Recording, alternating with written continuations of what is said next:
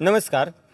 मी गणेश पवार फलटणमधून बोलतो आहे. तर माझे वसुदैवम कुटुंबकम ही एक एन जी ओ आहे. त्या एन जी ओद्वारे मी आध्यात्मिक आणि पर्यावरणाचं कार्य करतो. तर मी एक वारी संदर्भात थोडक्यात सांगणार आहे, जास्त चर्चा करत नाही. आपली ही वारी एक पर्यावरणाची आणि संस्कृतीची वारी आहे. तर ही वारी आपली आळंदीपासून पंढरपूरपर्यंत कार्यरत आहे.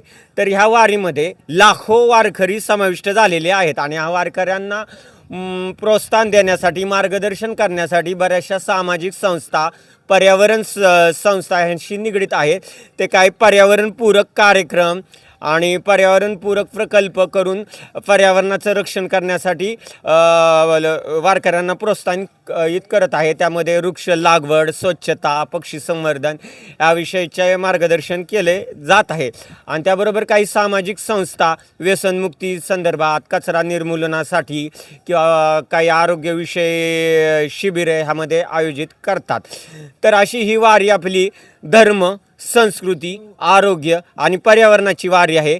तर ह्या वारीमध्ये आपले एक लहान मोठे आणि छोट्यांचा एक परिवार आहे आणि परिवाराचं यातलं एक नातं आहे, मैत्रीचं नातं, मुलाचं नातं आहे, आईवडिलाचं नातं आहे. यातून ते एकमेकांना देवाणघेवाण करून एक आपलं एक प्रेमाचं नातं, म्हणजे हा एक प्रेमाच्या विठ्ठलाची ही पंढरीची वारी चालू आहे. प्रेमळ विठ्ठलाची ही पंढरीची वारी आहे.